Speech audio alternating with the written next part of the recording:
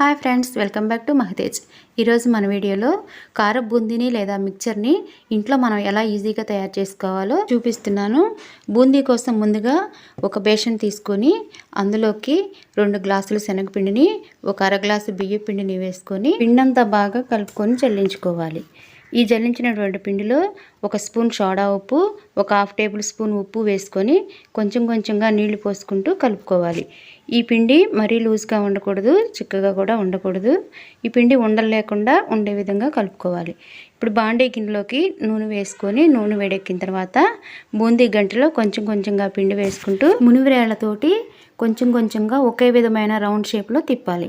ఇలా వేసుకోవటం వల్ల బూందీ గుండ్రంగా నీట్గా వస్తుంది. బూందీ వేగినప్పుడు కొంచెం కలర్ చేంజ్ అవుతుంది.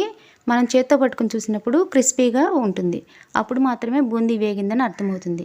ఇప్పుడు ఈ వేగిన బూందీని తీసి ఒక ప్లేట్లో వేసుకుందాం. బూందీ వేగేటప్పుడు స్టవ్ని హై ఫ్లేమ్లో పెట్టుకొని వేయించుకోవాలి. బూందీని గరిటలో వేయటం అయిపోయిన తర్వాత వెనక వైపు సైడ్ నుంచి తిప్పుకొని చేత్తో ఒకసారి తుడుచుకోవటం వల్ల బూందీ రెండోసారి వేసేటప్పుడు చక్కగా వస్తుంది. బూందీని వేసుకునేటప్పుడు చిన్న చిన్నగా వాయిలు వేసుకోవాలి.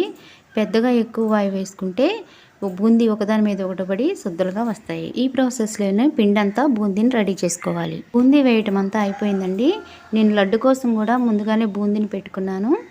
ఈ బూందీకి ఆ బూందీకి డిఫరెంట్ అయితే మీకు తెలుస్తూనే ఉంది. ఇది క్రిస్పీగా కాలి కరకరలాడుతూ ఉంటుంది. ఆ లడ్డుకు చేసిన బూందీ ఏమో మెత్తగా ఉంటుంది. లడ్డు బూందీకి కారపు బూందీకి డిఫరెంట్ అదేనండి. అదే బాండీ గిన్నెలోకి స్టైనర్లో కాసిన వేడిశనగ గుళ్ళు వేసుకొని బాగా వేగిన తర్వాత ఒక ప్లేట్లోకి తీసుకోవాలి. బూందీలో వేసుకునే బిస్కెట్స్ కూడా వేయించుకొని ప్లేట్లో వేసుకోవాలి. ఈ బిస్కెట్స్ బయట షాపుల్లో దొరుకుతాయండి. ఈ బిస్కెట్స్ని కూడా గోల్డ్ కలర్ వచ్చే వరకు వేయించుకుని ప్లేట్లో పెట్టుకోవాలి. స్టైనర్లోకి కాస్త కరివేపాకు వేసుకొని అది కూడా వేగిన తర్వాత ప్లేట్లో వేసుకోవాలి. ఈ కరివేపాకు బూందీలోకి చాలా టేస్ట్గా ఉంటుందండి. ఇవన్నీ కూడా ఒక పెద్ద గిన్నె తీసుకొని ఆ గిన్నెలోకి ముందు బూందీ పోసుకొని దానిపైన బిస్కెట్స్, శనగకాయ పప్పులు, కరివేపాకు వేసి కొంచెం ఉప్పు, కారం వేసుకొని కలుపుకోవాలి. మరింతగా టేస్ట్ కోసం 4 చిన్నులపాయలు దంచి నూనెలో వేయించి ఈ బూందీలో కలుపుకుంటే మంచి సువాసన అయితే వస్తుంది.